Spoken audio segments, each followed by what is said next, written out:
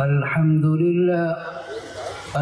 لله نحمده ونستعينه ونستغفره ونؤمن به ونتوكل عليه ونعوذ بالله من شرور أنفسنا ومن سيئات أعمالنا من يهده الله فلا مضل له ومن يضلله فلا هادي له ونشهد أن لا إله إلا الله وحده لا شريك له ونشهد أن سيدنا ومولانا محمدا عبده ورسوله أما بعد فأعوذ بالله من الشيطان الرجيم بسم الله الرحمن الرحيم إنا نحن نزلنا الذكر وإنا له لحافظون وقال رسول الله صلى الله عليه وسلم يقال لصاحب القرآن اقرأ وارتق ورتل كما كنت ترتل في الدنيا فإن منزلك عند آخر آية تقرأها وقال رسول الله صلى الله عليه وسلم خيركم من تعلم القرآن وعلمه وقال رسول الله صلى الله عليه وسلم نظر الله امرأ سمع مقالتي فوعاها وأداها كما سمعها أو كما قال رسول الله صلى الله عليه وسلم. معزز سامعین کرام، حاضرین محفل، ہم سب کے آقا جناب نبی کریم صلی اللہ تعالی علیہ وسلم اس دنیا میں تشریف لے آئے، پھر اس دنیا سے تشریف بھی لے گئے. آپ نے جاتے جاتے یہ بات ارشاد فرمائی، ترکت فیکم امرین، میں تو جا رہا ہوں لیکن میں تمہارے درمیان دو چیز چھوڑے جا رہا ہوں. لن تضلوا ما تمسکتم بہما، دیکھو ان دونوں چیزوں سے جب تک تمہارا تعلق استوار رہے گا، جب تک تمہارا تعلق مضبوط رہے گا، تم صراط مستقیم پر چلتے رہو گے، گامزن رہو گے، کبھی تم بھٹک نہیں سکتے. کیا ہے وہ دو چیزیں کہ جناب نبی کریم صلی اللہ تعالی علیہ وسلم نے فرمایا میں جا رہا ہوں لیکن دو چیز تمہارے درمیان چھوڑے جا رہا ہوں، اگر تم اس کو مضبوطی سے تھامے رکھو گے لن تضلوا، تو تم کبھی بھٹک نہیں سکتے، راہ مستقیم سے ہٹ نہیں سکتے. آپ نے پہلی چیز ارشاد فرمایا کتاب اللہ، قرآن کریم سے اگر تمہارا رشتہ مضبوط رہے گا تو تم صراط مستقیم پر رہو گے، ہدایت کے راستے پر اور صحیح راستے پر رہو گے. دوسری چیز ہے والسنہ، میری سنت پر، میری حدیث پر جب تک تمہارا عمل رہے گا تب تک تم صراط مستقیم پر گامزن رہو گے. ہم سب کے لیے بڑی سعادت کی بات ہے، بڑی خوشی اور مسرت کی بات ہے کہ آج کے جس اجلاس میں ہم اور آپ موجود ہیں، اللہ کے فضل سے وہاں قرآن کریم بھی ختم کرنے والے اور مکمل کرنے والے ہیں. وہیں آج اصح الکتب بعد کتاب اللہ، اللہ جل شانہ کی کتاب قرآن کے بعد تمام علماء اور ائمہ کا اور پوری دنیا کا اس بات پر اتفاق ہے کہ سب سے زیادہ صحیح کتاب، سب سے زیادہ قابل اعتبار کتاب، سب سے زیادہ قابل اعتماد کتاب وہ کوئی اور کتاب نہیں ہے بلکہ یہ کتاب ہے جس کو ہم اور آپ بخاری شریف کہتے ہیں، جس کا مکمل نام ہے الجامع الصحیح المسند المختصر من امور رسول اللہ صلی اللہ علیہ وسلم وسننہ وایامہ. میرے بھائیوں، ابھی ہمارے اور آپ کے سامنے ان لوگوں کو اعزاز سے نوازا گیا، اکرام سے نوازا گیا جو دین کی خدمت کرتے ہیں، دین حاصل کر رہے ہیں یا یہ کہ کسی کے دین کے حصول کا ذریعہ بن رہے ہیں. یہ اعزاز اور اکرام تو اس دنیا میں ہے، آخر آخرت میں چل کر کے کیا اعزاز اور اکرام ہوگا۔ ہمارے اور آپ کے پاس اتنے تصور کی اڑان اور پرواز بھی نہیں ہے کہ ہم اس دنیا میں رہ کر کے اس کا تصور کر سکیں۔ بچوں کو دستار باندھی گئی، ان کی حوصلہ افزائی کی گئی۔ اہل عرب کہتے ہیں کہ آدمی کو حوصلہ افزائی کرنے میں کنجوسی اور بخیلی سے کام نہیں لینا چاہیے، بڑوں کی طرف سے چھوٹوں کی حوصلہ افزائی ہوتی رہنی چاہیے۔ رب کلمۃ تشجیعیہ تغیر مجرى الحیات، آپ اپنے کسی چھوٹے بچے کو ایک حوصلہ کا کلمہ بول دیتے ہیں، ایک حوصلے کی بات کہہ دیتے ہیں، اس کی زندگی کا رخ بدل جاتا ہے، اس کی زندگی کا نقشہ بدل جاتا ہے۔ اب تک وہ ہمت کا کم تھا، وہ یہ سمجھتا تھا کہ مجھے کچھ آتا نہیں، میں کچھ کر نہیں سکتا، اس کی حوصلے کی پرواز بہت اونچی ہو جاتی ہے۔ اس لیے چھوٹوں کی طرف سے بڑوں کی طرف سے چھوٹوں کی حوصلہ افزائی ہوتی رہنی چاہیے، یہ بہت مفید عمل ہے۔ جناب نبی کریم صلی اللہ تعالی علیہ وسلم کو جب بھی کوئی موقع ملتا تھا اپنے چھوٹوں کی حوصلہ افزائی کرنے کا، جناب نبی کریم صلی اللہ تعالی علیہ وسلم اس سے چوکتے نہیں تھے۔ ایک صحابی ہیں، ان کا نام ہے حضرت ابو موسیٰ اشعری رضی اللہ تعالی عنہ، قرآن بڑا اچھا پڑھتے تھے، اللہ نے بڑی اچھی آواز سے نوازا تھا۔ ایک مرتبہ آپ نے ان کی حوصلہ افزائی کرتے ہوئے فرمایا، یا ابا موسیٰ الاشعری لقد اوتیت مزمارا من مزامیر آل داؤد، بھائی ابو موسیٰ اشعری تمہیں تو لوحن داؤدی ملا ہے۔ حضرت داؤد علیہ الصلاۃ والتسلیم کی آواز، ان کا لب و لہجہ بہت اچھا تھا، اس لیے جب کسی کو اچھے آواز میں تشبیہ دینی ہوتی ہے تو حضرت داؤد علیہ الصلاۃ والتسلیم سے اور ان کی آواز سے تشبیہ دی جاتی ہے۔ ایک مرتبہ آپ نے ان کی اس طرح حوصلہ افزائی فرمائی، فرمانے لگے، ابو موسیٰ اشعری تم رات میں قرآن پڑھ رہے تھے اور میں چپکا سا کھڑا کھڑا سن رہا تھا، اور میں سنتا رہا اس وقت تک سنتا رہا جب تک کہ تم نے اپنی تلاوت کا سلسلہ موقوف نہیں کر دیا۔ حضرت ابو موسیٰ اشعری رضی اللہ تعالیٰ عنہ نے فرمایا، اے اللہ کے رسول آپ سن رہے تھے، مجھے بالکل سے پتہ ہی نہ چلا، خدا پاک کی قسم اگر مجھ کو ہلکی سی بھی آہٹ ہو جاتی اور احساس ہو جاتا کہ وہ ذات میرا قرآن سن رہی ہے، جس ذات کے اوپر براہ راست قرآن کریم نازل ہوتا ہے، لَحَبَّرْتُهُ لَكَ تَحْبِيرًا، تو میں ذرا اور بنا کر کے اور سوار کر کے اور اچھی طریقے سے پڑھنے کی کوشش کرتا۔ سید القرہ حضرت ابی بن کعب رضی اللہ تعالیٰ عنہ سے ایک مرتبہ جناب نبی کریم صلی اللہ تعالیٰ علیہ وسلم نے فرمایا، اے ابی بن کعب اللہ کا حکم ہے تم ان سے کہو ابی بن کعب سے کہ قرآن پڑھیں اور آپ بیٹھ کر کے ان کا قرآن سنو۔ حضرت ابی بن کعب محو حیرت میں رہ گئے، حیران اور ششدر رہ گئے۔ فرمایا وَسَمَّانِ رَبِّي، کیا اللہ نے میرا نام لیا ہے، نام بنام کہا ہے کہ جا کر کے ابی بن کعب سے قرآن سنو؟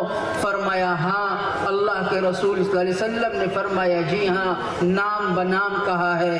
اتنا سننا تھا کہ ان کی آنکھوں میں خوشی کے آنسو آ گئے اور ان کی آنکھیں جھیل اور سمندر بن گئی۔ پھر انہوں نے حضور اکرم صلی اللہ تعالی علیہ وسلم کو قرآن پڑھ کر کے سنایا۔ میرے بھائیوں، جہاں اس سے یہ پتہ چلتا ہے کہ ایک بڑے کو چھوٹے کی حوصلہ افزائی کرنی چاہیے، وہیں اس سے جناب نبی کریم صلی اللہ تعالی علیہ وسلم کا قرآن کریم سے عشق بھی جاری رکھتا ہے، تعلق بھی جھلکتا ہے کہ آپ پر قرآن نازل ہوتا ہے اور آپ اپنے حضرات صحابہ سے یہ کہتے ہیں کہ مجھے قرآن پڑھ پڑھ کر کے سناؤ۔ ہمارا اور آپ کا قرآن سے رشتہ کیا ہے؟ اتنا کمزور رشتہ ہے، اتنا کمزور رشتہ ہے، خال خال موقع پر ہمیں اور آپ کو بس قرآن کی یاد آتی ہے۔ دکان کا افتتاح کروانا ہو تو ہمیں قرآن کریم پڑھنے والوں کی یاد آتی ہے، دکان کا افتتاح کروانا ہو، مکان کا افتتاح کروانا ہو تو ہمیں اور آپ کو قرآن کی یاد آتی ہے، ورنہ مہینوں مہینوں ایسا ہو جاتا ہے بہت سارے گھروں میں کہ قرآن کھول کر کے پڑھا نہیں جاتا، قرآن اٹھایا بھی نہیں جاتا، لڑائی جھگڑا ہوتا ہے، معاملے کی تصفیے کی بات آتی ہے تب اس وقت ہم کو قرآن کی یاد آتی ہے اور ہم اور آپ جا کر کے مسجد میں قرآن اٹھانے کا عمل کرتے ہیں۔ یاد رکھیے اللہ جل شانہ نے فرمایا وقال الرسول یا رب ان قوم اتخذوا هذا القرآن مہجورا۔ کل اللہ کے رسول صلی اللہ تعالی علیہ وسلم ہوں گے، اللہ کا دربار ہوگا، اللہ کے رسول شکایت کریں گے کہ ان لوگوں نے قرآن کریم سے تعلق نہیں رکھا بلکہ ترک تعلق سے کام لیا۔ کون لوگ ہوں گے؟ وہ کہ اللہ کے رسول سے ہمیں آپ کو سفارش اور شفاعت کی امید ہے۔ فرمایا اللہ کے رسول ہماری اور آپ کی قرآن کے تعلق سے اللہ کے جناب میں شکایت کریں گے۔ کون لوگ ہوں گے؟ ہوش کے ناخن لینے کی ضرورت ہے اور بہت توجہ سے سننے کی ضرورت ہے۔ ان میں وہ لوگ بھی شامل ہیں کہ بڑھاپا آ گیا، جوانی گزر گئی، انہیں ابھی قرآن ناظرہ تک پڑھنے نہیں آتا۔ آدمی کو اگر آج ہوش آ جائے کہ میں کتنا بدقسمت ہوں کہ اللہ کی کتاب کو زبانی پڑھنا تو دور کی بات، میں تو قرآن کو دیکھ کر کے ناظرہ بھی نہیں پڑھ سکتا۔ یاد رکھیے علم حاصل کرنے کی کوئی عمر نہیں ہوتی۔ اطلب العلم من المہد الی اللحد، گہوارے سے لے کر کے قبر تک زندگی کے ہر حصے میں علم حاصل کیا جا سکتا ہے۔ آج آپ کسی سے خوشامد کیجئے، رابطہ کیجئے، ٹیوشن سے پڑھیے یا یہ کہ کوئی مدرسہ ہو وہاں جا کر کے پڑھیے اور قرآن کریم کو کم سے کم ناظرہ پڑھنے کی کوشش کیجئے۔ یہ چیز حاصل ہونی چاہیے، ورنہ کل اللہ جل شانہ کی ہمارے یہاں اور آپ کے گریبان پکڑی جائے گی۔ ان میں وہ لوگ بھی شامل ہیں جو قرآن تو پڑھتے ہیں لیکن ان کا شین قاف درست نہیں، وہ قرآن کو تجوید کے ساتھ نہیں پڑھ سکتے، وہ قرآن کو مخارج کے ساتھ نہیں پڑھ سکتے۔ عربی زبان بہت نازک زبان ہے، اگر آپ نے قاف کو کاف پڑھ دیا تو معنی کہیں سے کہیں پہنچ جاتا ہے۔ آپ بطور مثال کے یہ سمجھیے ایک لفظ ہوتا ہے قلب، عربی زبان میں قلب دل کو کہتے ہیں، لیکن اگر آپ وہ ہیں کہ جو مخارج کی رعایت نہیں کرتے اور آپ نے قلب کو قلب پڑھ دیا تو آپ معنی سن کر کے حیران رہ جائیں گے کہ قلب کے معنی تو دل کے ہوتے ہیں اور قلب کے معنی کتے کے ہوتے ہیں۔ کہاں دل ہوا کہاں کتا ہوا؟ اسی لیے جناب نبی کریم صلی اللہ تعالی علیہ وسلم نے فرمایا رب قارئ یقرأ القرآن والقرآن یلعنہ۔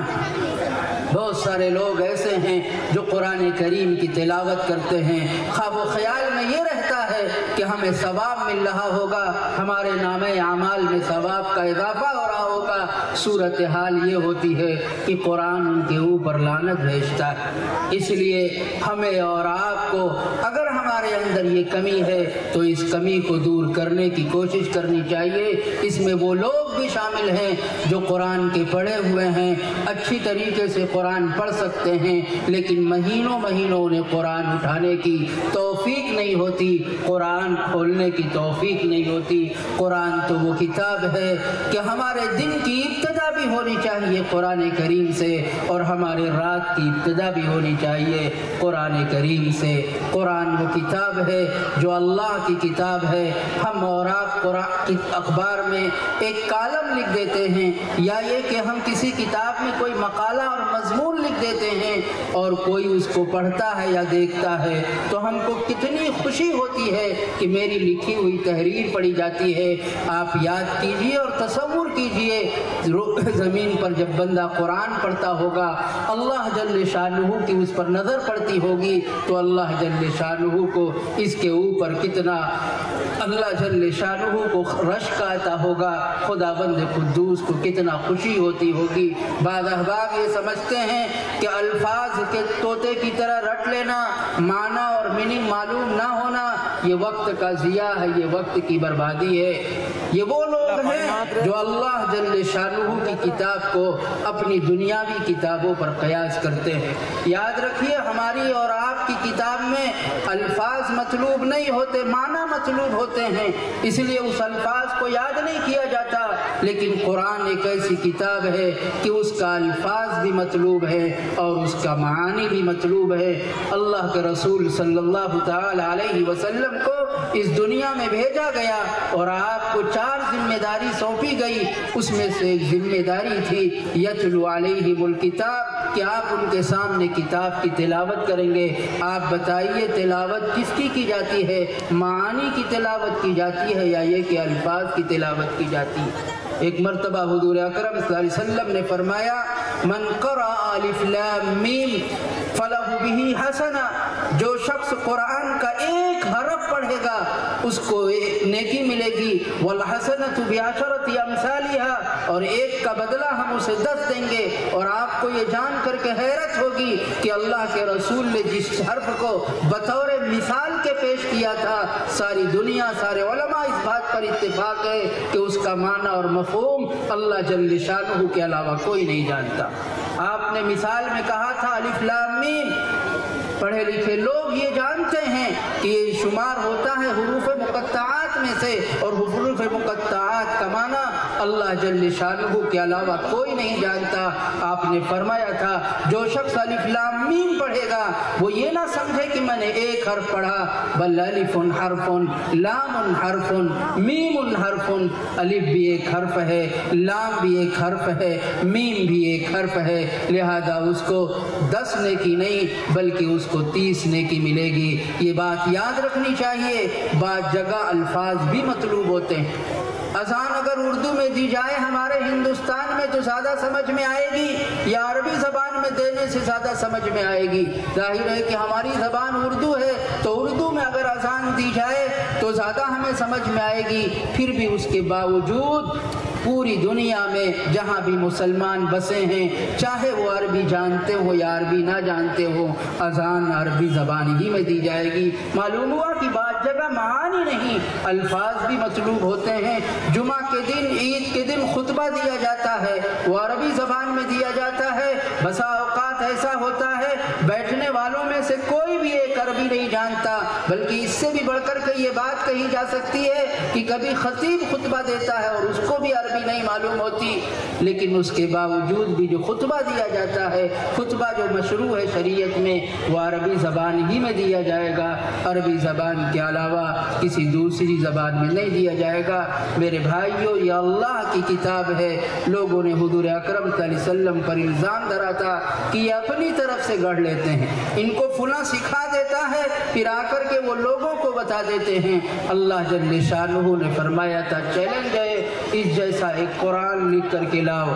عربوں کو اپنی فصاحت اور بلاغت پہ بڑا ناز تھا، وہ اپنے آپ کو عربی کہتے ہیں، عربی کے معنی ہوتے ہیں بولنے والا، اور ہم کو اور آپ کو کیا کہتے ہیں آپ کو معلوم ہے؟ ہم کو اور آپ کو اعجمی کہتے ہیں۔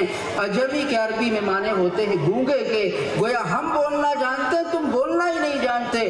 اللہ جل شانہ نے فرمایا حضور بھی تمہاری طرح عربی ہیں، تم کو اپنی فصاحت پر بڑا ناز ہے، تمہیں اپنی بلاغت پر بڑا ناز ہے، ایسا کرو تم اس جیسا قرآن لکھ کر کے لاؤ۔ اور سنو، کوششیں 2 طرح کی ہوتی ہیں، ایک انفرادی کوشش ہوتی ہے، اجتماعی کوشش ہوتی ہے۔ ہماری طرف سے کھلی ہوئی اجازت ہے، تم انفرادی بھی کوشش کر سکتے ہو، اجتماعی بھی کوشش کر سکتے ہو، لیکن ہمارا یہ چیلنج ہے کہ تم اس طریقے کا قرآن نہیں لا سکتے۔ پھر فرمایا گیا 10 سورتیں لے آؤ، پھر فرمایا گیا 1 آیت لے آؤ، چھوٹی سی آیت لے آؤ، لیکن یہ بات آپ کان کھول کر کے یہ سن لیجئے، یہ چیلنج جیسے 1400 سال پہلے تھا، وہ چیلنج آج کی دنیا میں بھی باقی ہے، اور قیامت کا سورج جب طلوع ہوگا اس دن کے لیے بھی یہ چیلنج باقی اور برقرار ہے۔ آج دنیا نے کتنی طرح ترقی کر لی، لوگ کتنا اچھا اچھا لکھتے ہیں، لیکن اس کے باوجود بھی قرآن کا ایک چیلنج ہے کہ عربی ہو یا عجمی ہو، یہاں کا رہنے والا ہو یا عرب کا کوئی رہنے والا ہو، اس جیسی کتاب نہ کوئی لکھ پایا ہے نہ لکھ پا رہا ہے، اور اللہ نے فرمایا آئندہ بھی کوئی لکھ نہیں پائے گا۔ لوگوں نے طرح طرح کے اعتراض کیے، قرآن کو مٹانے کی کوشش کی، اللہ نے فرمایا اِنَّا نَحْنُ نَزَّلْنَا الذِّكْرَ وَإِنَّا لَهُ لَحَافِظُونَ، دیکھو ہم نے قرآن نازل کیا ہے اور ہم ہی قرآن کی حفاظت فرمائیں گے۔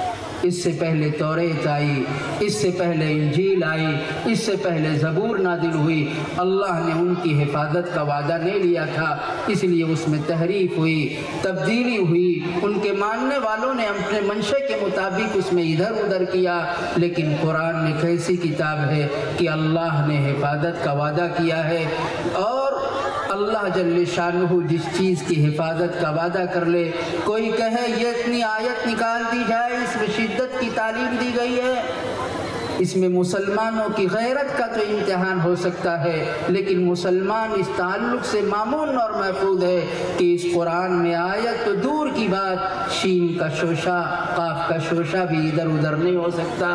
اس کی حفاظت اللہ نے اس طرح کروائی کہ ایک بچہ جب استاد کے سامنے اعوذ کہتا ہے تو استاد محترم اس کی اصلاح کرتے ہیں اور یہ کہتے ہیں اعوذ نہیں بلکہ اعوذ، اللہ کا لام کہاں پر ہوگا، اللہ کا لام کہاں باریک ہوگا، را کو کہاں پور پڑھا جائے گا، کہاں را کو باریک پڑھا جائے گا، الفاظ تو چھوڑیے، الفاظ کی ادائیگی کے اوصاف کی اللہ نے حفاظت فرمائی۔ ایک بات یاد رکھنے کی ہے کہ آدمی کو جس چیز سے کام لینا ہوتا ہے آدمی اس چیز کی بھی حفاظت کرتا ہے۔ ایک مستری ہوتا ہے وہ اپنے دھاگے کی اور کرنی وغیرہ کی حفاظت کرتا ہے، اس لیے کہ اسے اس سے کام لینا ہے۔